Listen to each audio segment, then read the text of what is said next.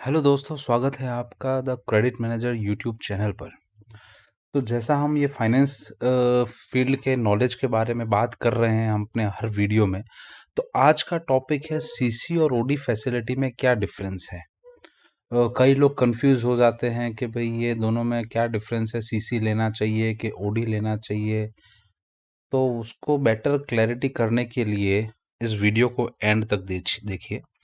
और हाँ, यदि आपने अभी तक चैनल को सब्सक्राइब नहीं किया है तो सब्सक्राइब कर लीजिए, ताकि ऐसे ही वीडियोस लेकर हम आपके सामने आते रहें। तो स्टार्ट करते हैं। सबसे पहला हम बात करते हैं पहले तो कुछ कॉमन फैक्टर्स की, क्योंकि कंफ्यूजन होने का कारण कॉमन फैक्टर्स है। कॉमन फैक्टर्स क्या क्या है वो समझेंगे, उसके बाद दोनों फैसिलिटीज़ में क्या डिफरेंस है वो समझेंगे। तो पहला कॉमन फैक्टर ये है, दोनों फैसिलिटीज़ जो है वो वर्किंग कैपिटल पर्पस के लिए दी जाती हैं। बिजनेस में जो भी वर्किंग कैपिटल लगती है उसके लिए ये फैसिलिटीज़ दी जाती है। वर्किंग कैपिटल क्या होगी वो आने वाले वीडियोस में समझेंगे। और दोनों फैसिलिटीज़ जो होती है, चाहे सीसी हो चाहे ओडी, कैश क्रेडिट या ओवरड्राफ्ट, जिसको शॉर्ट में सीसी एंड ओडी कहते हैं, तो दोनों फैसिलिटीज़ जो है वो 12 महीने के लिए दी जाती है और साल के आखिर में उनका रिव्यू किया जाता है और रिन्यूअल किया जाता है। और किन्हीं किन्हीं परिस्थितियों में शॉर्ट पीरियड के लिए भी रिन्यू किया जाता है। जैसे कोई कंडीशन के साथ सैंक्शन किया गया हो और वो कंडीशन फुलफिल ना हो, तो 3 महीने 6 महीने बाद भी रिव्यू किया जाता है और शॉर्ट पीरियड के लिए भी रिन्यूअल होता है। तो पर मोटा मोटी देखा जाए तो दोनों फैसिलिटीज 12 महीने के लिए दी जाती है, और 12 महीने जब खत्म होते हैं तो फिर से उनका असेसमेंट करके और उन्हें रिन्यू किया जाता है। ठीक है, दोनों ही फैसिलिटीज जो है बिजनेस के टर्नओवर के साथ लिंक होती हैं। जितना टर्नओवर होगा उसके हिसाब से दी जाती है। अदर फैक्टर्स होते हैं असेसमेंट में, लेकिन जो मुख्य तत्व है वो टर्नओवर है, जिसके आधार पर उसका असेसमेंट होता है। और ज़्यादा टर्नओवर होगा तो लिमिट मिलने की संभावनाएं, अधिक लिमिट मिलने की संभावनाएं बढ़ जाएगी। कम टर्नओवर होगा या टर्नओवर गिरने लगेगा तो उसी के अनुसार लिमिट भी जो है वो धीरे धीरे घटा दी जाएगी। ठीक है, और इसी के कंटिन्यूशन में जो अगला कॉमन फैक्टर है कि अगर आपका बिजनेस अच्छा परफॉर्म कर रहा है तो लिमिट धीरे धीरे बढ़ती जाएगी आपकी रिक्वेस्ट के अनुसार और बैंक की पॉलिसी के अनुसार। और अगर बिजनेस खराब परफॉर्म करेगा तो उसी के अकॉर्डिंग लिमिट को जो है रिन्यूअल के टाइम या रिव्यू के टाइम घटाया भी जा सकता है। ठीक है, और जो एक सबसे इम्पोर्टेंट कॉमन फैक्टर है कि दोनों ही जो फैसिलिटीज होती है उसमें प्रिंसिपल रीपेमेंट ऑन डिमांड होता है। मतलब यूजुअली आपको, आप जितना यूज करोगे फैसिलिटी को, उसके ऊपर खाली ब्याज का पेमेंट करना होता है, वो भी मंथली बेसिस पर। जैसे आपने पूरे महीने में जितना यूज किया लिमिट को, उसके ऊपर 30 तारीख को ब्याज लग जाएगा और वो ब्याज आपको भरना रहता है। ठीक है, लेकिन प्रिंसिपल का रीपेमेंट यूजुअली नहीं होता है इसमें, अनलेस के कोई आपने डिफॉल्ट किया हो और बैंक आपको लिमिट क्लोज करने का कहे, उस केस में प्रिंसिपल रीपेमेंट आपको करना पड़ेगा। अदरवाइज ये लिमिट हर साल रिन्यूअल होती जाएगी, तो आपको सिर्फ ब्याज का भुगतान करना है। ठीक है, अब बात करते हैं दोनों फैसिलिटीज में, कैश क्रेडिट में और ओवरड्राफ्ट में क्या डिफरेंस है। तो डिफरेंस ऐसा है कि जो कैश क्रेडिट दी जाती है वो यूजुअली टर्नओवर के लोअर परसेंटेज के हिसाब से दी जाती है। मतलब मेरा टर्नओवर अगर 1 करोड़ है तो उसका 20% अमूमन, मोस्टली जो कॉमन प्रैक्टिस है इंडस्ट्री की, वो थोड़ा कम दी जाती है। 1 करोड़ का अगर मेरा टर्नओवर है तो 20 लाख मुझे सीसी मिल सकती है। वही ओवरड्राफ्ट थोड़ी हायर मिलती है, 5% ज़्यादा मिलती है।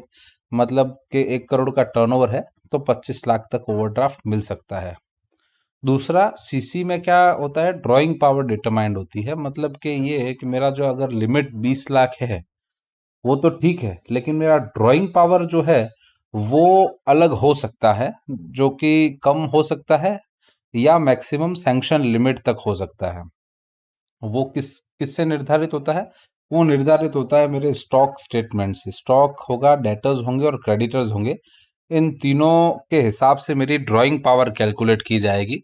तो जैसे मेरी 20 लाख की लिमिट है, 20 लाख की लिमिट में अगर मेरा ड्राइंग पावर जो है वो 18 लाख ही बैठ रहा है, तो मैं 20 लाख में से सिर्फ 18 लाख ही यूज कर पाऊंगा। 2 लाख यूज नहीं कर पाऊंगा जब तक कि अगले महीने मैं स्टॉक स्टेटमेंट दूं और उसमें मेरा ड्राइंग पावर जो है वो बढ़ के 20 लाख ना हो जाए।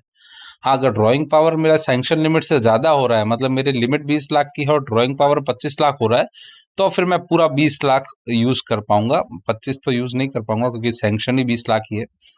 तो इसमें दो चीज़ें अलग अलग होती है, एक सैंक्शन लिमिट होती है, एक ड्राइंग पावर होता है।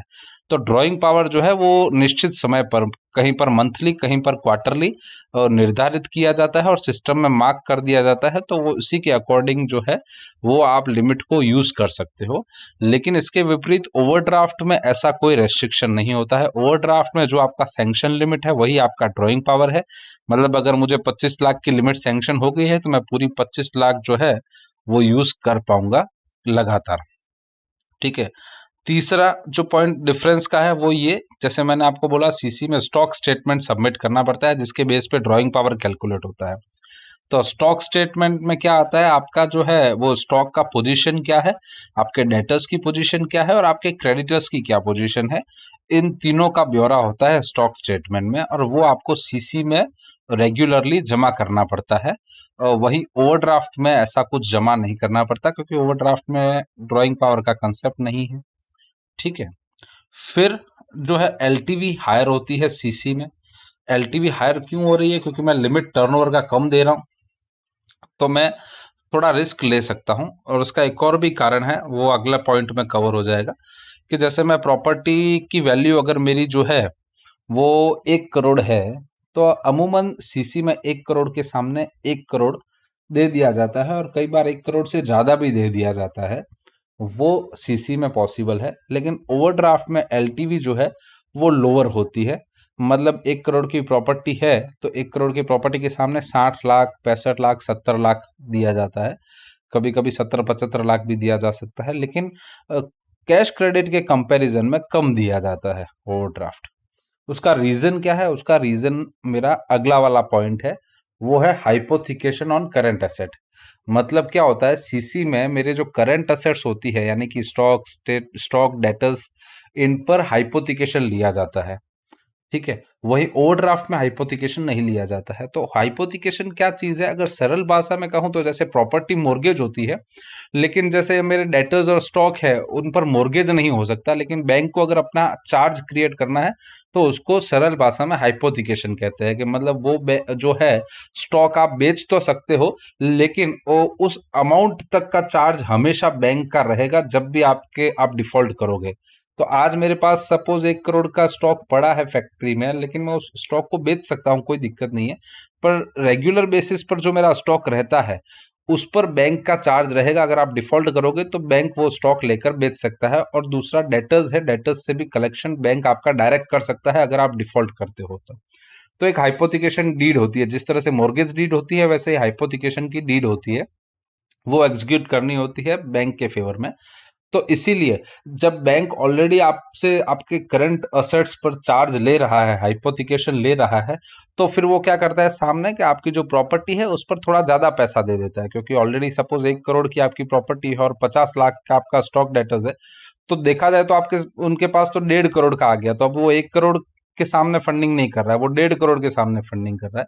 तो इसीलिए कैश क्रेडिट में अमूमन प्रॉपर्टी वैल्यू के सामने ज्यादा फंड किया जाता है। ओवरड्राफ्ट में प्रॉपर्टी वैल्यू के सामने कम फंड किया जाता है क्योंकि करंट एसेट नहीं आ रही। और चूंकि ओवरड्राफ्ट में हम प्रॉपर्टी वैल्यू के सामने कम फंड कर रहे हैं, हमारे पास थोड़ा एक सिक्योरिटी है कि 1 करोड़ की प्रॉपर्टी के सामने 60 लाख 70 लाख ही फंड किया है, तो उस केस में फिर बैंक क्या करते हैं कि टर्नओवर का एक हायर परसेंटेज दे देते हैं, यानी कि 25% तक दे देते हैं। और सीसी में चूंकि मैं ऑलरेडी प्रॉपर्टी के सामने पूरा पूरा दे रहा हूं, तो इसीलिए टर्नओवर पे फिर हम रेस्ट्रिक्शन लगा देते हैं कि चलो टर्नओवर का जो है वो 20% ही आपको मिलेगा। ठीक है। तो मोटा मोटी ये डिफरेंस है। एक और डिफरेंस है, वो क्या है कि जैसे कैश क्रेडिट जो है वो उसमें लिमिट आपकी अमूमन कांस्टेंट रहती है। मतलब 1 करोड़ की लिमिट अगर सैंक्शन हुई है तो वो 1 करोड़ की लिमिट पूरे 12 महीने तक बनी रहेगी, अनलेस कि आपका डीपी कम बैठेगा। अगर आपका ड्राइंग पावर कम बैठ रहा है तब तो ठीक है, आप लिमिट कम यूटिलाइज कर पाओगे, लेकिन आपकी सैंक्शन लिमिट वही रहेगी। और जैसे ही आपका डीपी बैठेगा आप तुरंत यूज कर सकते हो। लेकिन ओवरड्राफ्ट में दो वेरिएंट होते हैं, एक तो कांस्टेंट ओवरड्राफ्ट भी होता है, एक ड्रॉप लाइन ओवरड्राफ्ट भी होता है। इन दोनों के बारे में डिटेल में हम अगले वीडियो में समझेंगे। पर अगर शॉर्ट में समझा जाए तो कांस्टेंट ओवरड्राफ्ट में क्या होता है, आपकी लिमिट पूरे through out the tenure same रहती है। ड्रॉप लाइन ओवरड्राफ्ट में क्या होता है कि आपकी लिमिट एक फिक्स अमाउंट से कम होती रहती है। जैसे ड्रॉप लाइन अमाउंट जो होता है, ड्रॉप लाइन ओडी जो होता है वो एक फिक्स टेन्योर के लिए दिया जाता है, मतलब 5 साल, 7 साल, 10 साल तक के लिए भी दिया जाता है। तो उस केस में क्या होगा कि आपकी लिमिट जो है वो हर महीने उसी अनुपात में कम होती रहेगी।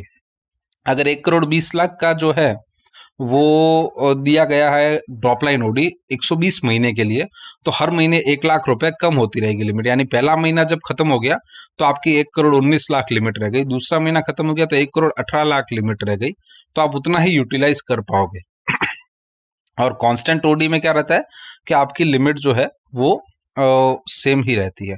तो यूजुअली जो कांस्टेंट ओडी होता है उसको ओडी ही बोलते हैं, और जो ड्रॉप लाइन ओडी होता है उसको डीएलओडी बोलते हैं शॉर्ट में। Normal common practice, market practice यही है। जबकि सीसी जो है उसमें ऐसा कोई ड्रॉप का कंसेप्ट नहीं होता है। हाँ, आपने डिफॉल्ट किया है तो बैंक ड्रॉप लगा सकता है, लेकिन अमूमन जो है कैश क्रेडिट की लिमिट सेम ही रहेगी। अब डीपी आपका अगर कम बैठ रहा है तो आप कम यूज कर पाओगे, लेकिन डीपी अगर पूरा बैठेगा आपका year on year, month on month जो भी है, तो आप पूरा यूज कर पाओगे। ठीक है। फिर असेसमेंट की बात करें, ये अगर आपके credit manager point of view से या बैंक में आप जॉब कर रहे हो या करने वाले हो उस पॉइंट ऑफ व्यू से बताऊं आपको, तो कैश क्रेडिट का असेसमेंट अमूमन फाइनेंशियल प्रोग्राम में होता है, मतलब इनकम डॉक्यूमेंट्स के ऊपर उसका असेसमेंट होता है। आपका पीएनएल बैलेंस शीट लिया जाएगा, उसके ऊपर उसका असेसमेंट करके और आपको सैंक्शन किया जाएगा। जबकि ओडी में मल्टीपल ऑप्शंस अवेलेबल होते हैं बैंक्स के पास, एक सर्टेन अमाउंट तक उनकी जो पॉलिसी अलाउ करती है उसके हिसाब से वो आपके जीएसटी टर्नओवर पर आपको दे सकते हैं लिमिट, वो आपके खाली बैंकिंग को लेके और उसका असेसमेंट करके लिमिट दे सकते हैं। तो मतलब सरोगेट प्रोग्राम्स जो होते हैं, इसको सरोगेट प्रोग्राम कहा जाता है, जहां आपके इनकम डॉक्यूमेंट्स नहीं लिए जाते और फिर भी आपको लिमिट सैंक्शन कर दी जाती है। तो सरोगेट में जो है होता है वो बैंकिंग सरोगेट अवेलेबल होता है, जीएसटी सरोगेट अवेलेबल होता है। तो ओडी जो है वो इनकम प्रोग्राम के साथ साथ सरोगेट्स में भी असेस की जा सकती है। ठीक है। और एक और जो है कॉमन डिफरेंस वो क्या है कि कैश क्रेडिट में अमूमन अमाउंट की, मैक्सिमम अमाउंट की कोई रेस्ट्रिक्शन नहीं होती है। 5 करोड़, 10 करोड़, 15 करोड़, 20 करोड़ कितना भी दिया जा सकता है, सब्जेक्ट टू बैंक का क्या पॉलिसी अलाउ करता है। लेकिन जो ओवरड्राफ्ट है वो यूजुअली मोस्टली जो प्लेयर्स कर रहे हैं वो करते हैं 5 करोड़ तक। अब 5 करोड़ के ऊपर भी कोई कोई फंड कर रहा है, लेकिन वो बहुत ही कम चांसेस होंगे, वैसे बहुत ही कम मिलेंगे आपको फंड करने वाले, वो कॉमन मार्केट प्रैक्टिस नहीं है। तो ओडी जो दी जाती है वो 5 करोड़ तक दी जाती है। उसका रीजन ये है कि सीसी में जब बैंक फंड करता है तो उसके पास रेगुलर बेसिस पर उनके स्टॉक स्टेटमेंट्स आते रहते हैं, जिससे उनका मॉनिटरिंग जो है वो मजबूत रहता है। वो कंटिन्यू वॉच रख सकते हैं और जो है कोई करेक्टिव एक्शन ले सकते हैं। जबकि ओडी में कोई स्टॉक स्टेटमेंट नहीं होता, तो उस केस में क्या होगा कि पूरे 12 महीने बाद ही कस्टमर वापस आएगा रिन्यूअल के टाइम। तो उस टाइम फिर अगर उसके फाइनेंशियल्स गड़बड़ा गए हैं तो बैंक को फिर डिसीजन लेने में थोड़ा तकलीफ होगी। तो इसीलिए उसका अमाउंट 5 करोड़ तक ही रखा जाता है। 5 करोड़ के ऊपर बैंक यही बोलते हैं कि आप सीसी करवाइए, ताकि उनका कंटिन्यू मॉनिटरिंग होता रहे और उनका पोर्टफोलियो क्वालिटी अच्छा बना रहे। ठीक है। इसके अलावा भी अगर कोई डिफरेंस हो दोनों में जो आपको पता हो तो आप कमेंट सेक्शन में सूचित कीजिए, ताकि और भी जो वीडियो देखने वाले हैं उनको फ़ायदा मिले। और ऐसे ही और वीडियोस देखने के लिए जो है आप चैनल को सब्सक्राइब कर लीजिए। ये वीडियो अगर आपको काम का लगा हो और लगे कि किसी को शेयर करना चाहिए तो आप इसको लाइक कीजिए, दूसरों को शेयर कीजिए और चैनल को सब्सक्राइब करके बेल आइकन दबा लीजिए। Thank you.